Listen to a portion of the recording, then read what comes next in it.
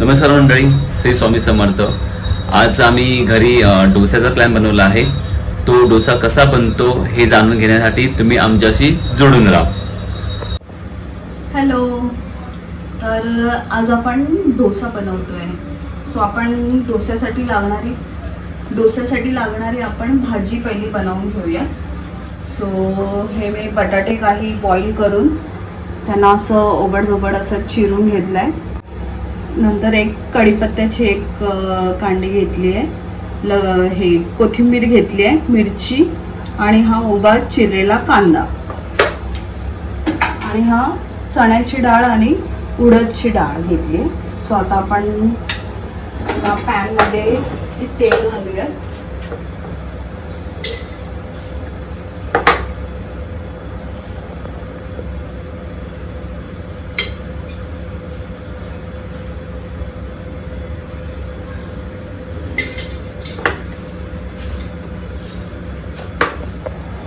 So आपलं तेल चांगलं तापलं आहे, तर त्यात मी मोहरी घालून घेते.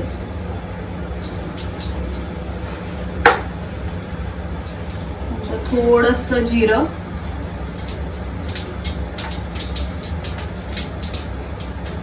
कढीपत्त्याची पानं घालून घेऊया.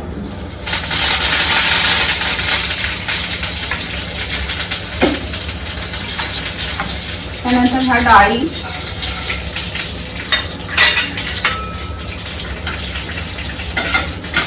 आता आपली डाळी पण झाले परतून. आता ह्याच्यात आपण कांदा घालून घेऊया.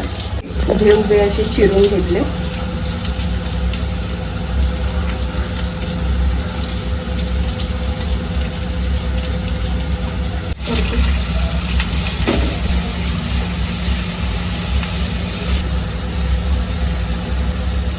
कांदा परतवलाय, मी परतून घेतले. आता त्यात थोडेसे मी घेतले हिरवी मिरच्या, 2 हिरव्या मिरच्या मी घालून घेतल्या. आपल्याला आवडत असेल तर, तिखट आवडत असेल तर अजून आपण ऍड करू शकतो त्यात.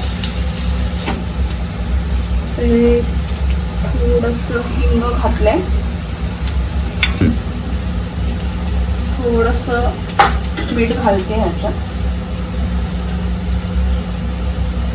त्यानंतर हळद,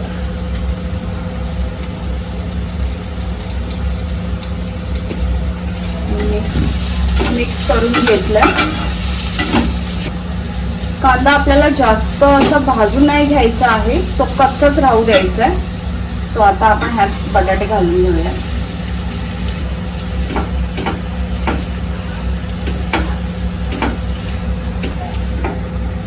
बटाटे आपण थोडेसे स्मॅश करून घेऊया. त्यात मी आता मीठ घालून घेते. भाजीला आपल्याला लागेल एवढं अंदाजे आपला. आणि थोडंसं असं पाणी असं शिंतळून घेऊया थोडंसं, म्हणजे भाजी अशी छान गळून येते.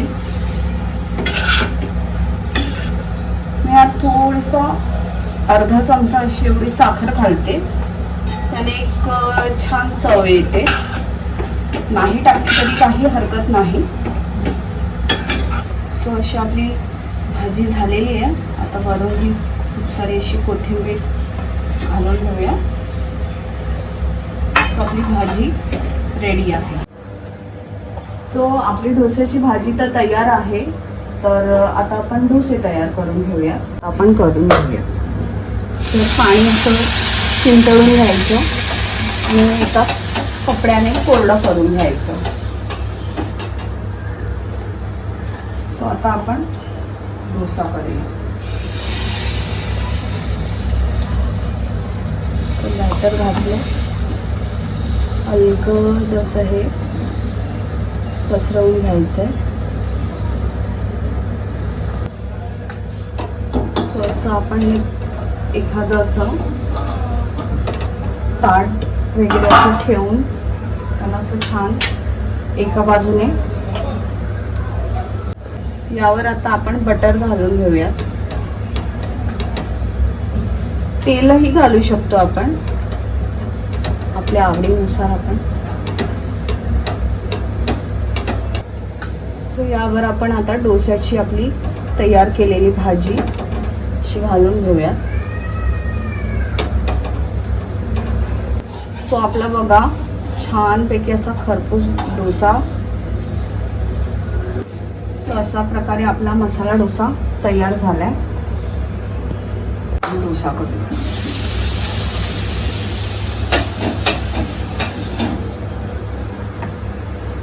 बॅटर घालून घेते.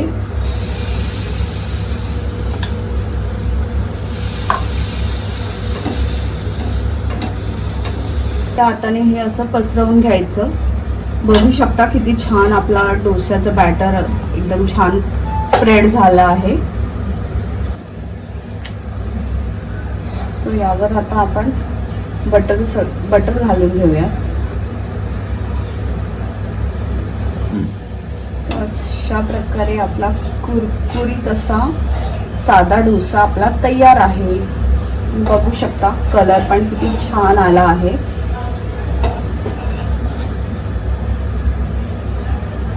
आपला डोसा तयार आहे. सो अशा प्रकारे आपला गरमागरम डोसा तयार आहे. थँक्यू.